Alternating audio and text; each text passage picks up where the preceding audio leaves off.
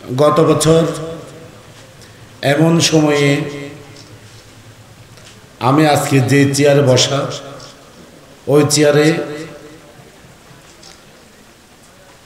বসা ছিলেন আমার শ্রদ্ধেয় পিতা আলহাজ নুরুল ইসলাম চিশতি।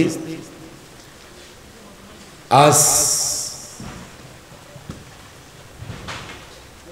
অনেকে মোবাইলে মুখে বাড়িতে গিয়ে দাওয়াত দেওয়ার সময় যখন বলি 1 বছর ফাতিহা শরীফের দাওয়াত দিচ্ছি, অনেকেও হতবাগা, হতভঙ্গ, কেউ বিশ্বাস করতে পারতেছে না আমার আব্বা যে দুনিয়া থেকে বিদায় হয়েছেন এটা 1 বছর হয়ে গেছে।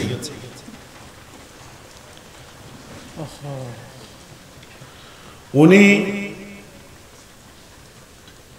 বুদ্ধি হওয়ার পর থেকে যখনই ধর্মের প্রতি ধাবিত হয়েছেন তখন থেকে মৃত্যুর আগ পর্যন্ত আহলে সুন্নাত ওয়াল জামাতের পতাকা তলে নিজেকে এক ইমানদার হিসেবে তিনি দাঁড়িয়ে থেকেছিলেন। এখানে চুল পরিমাণ কোনো আমার আব্বার মনে চুল পরিমাণ কোন রকম দ্বিধাদ্বন্দ্ব ছিল না। আমার আব্বা মহান আল্লাহকে বিশ্বাস করতেন, আল্লাহর নবীকে বিশ্বাস করতেন, আল্লাহর আউলিয়া কেরামদের বিশ্বাস করতেন। আমার আব্বার মুর্শিদ কেবলা নুরুল আমিন চিশতিকে বিশ্বাস করতেন। আমার আব্বা তরিকতের মানুষ ছিলেন, আল্লাহওয়ালা ছিলেন। তিনি তার জীবনের যদি উনি 66 বছর বয়সে মৃত্যুবরণ করেন, আমি মনে করব উনি 50 বছরই শুধু ইসলামের খেদমত করে গেছেন যেদিন থেকে ওনার বুদ্ধি হয়েছে।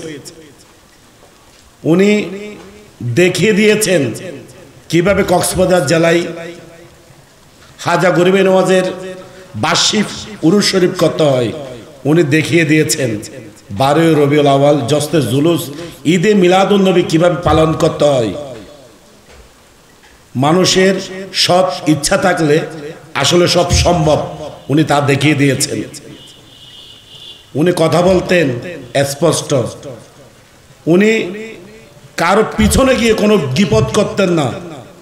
বিচার হোক, সালিশ হোক, মজলিস হোক, মিটিং হোক, উনি কথাগুলো যাকে যেটা বলতো সামনে বলতেন। এটা হয়তোবা অনেক বড় মাপের নেতা হোক, অনেক বড় মাপের টাকাওয়ালা হোক, কারো পিছনে গিয়ে উনি গীপত করতেন না। যাকে যেটা বলতেন সামনে বলতেন। হয়তোবা তার জন্য আমার আব্বাকে অনেক কেউ উনার চোখে দেখলেও সমস্যা নেই, আল্লাহর চোখে উনি যদি আল্লাহর নেককার বান্দা এটাই যথেষ্ট। ভালো খারাপ দেখার এটা আমাদের না, এটা আল্লাহর।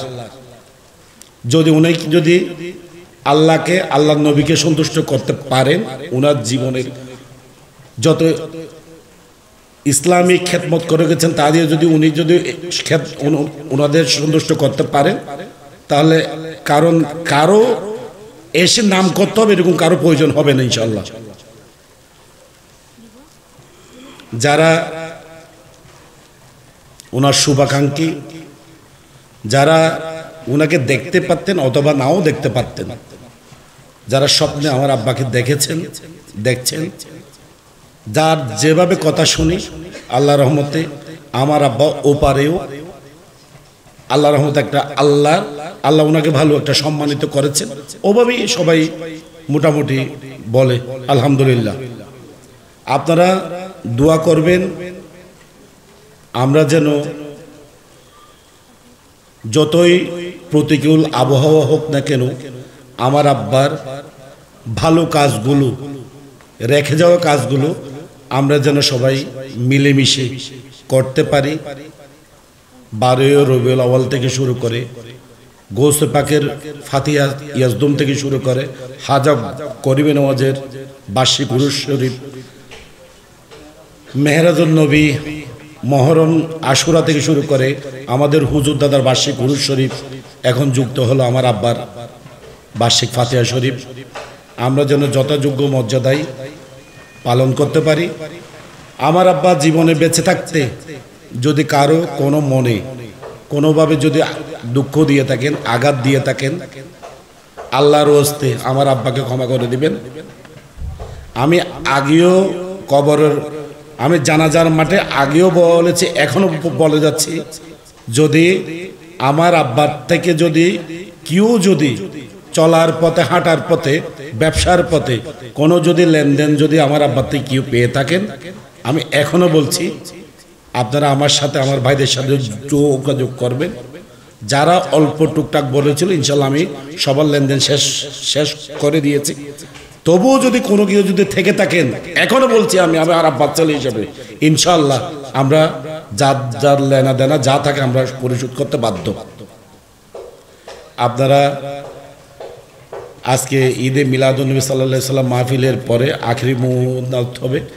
সবাই আমার আব্বার জন্য দোয়া করবেন, আমাদের ভাইদের জন্য দোয়া করবেন। এই বলে আমার সংক্ষিপ্ত বক্তব্য আমি এখানে শেষ করছি। আসসালামু আলাইকুম।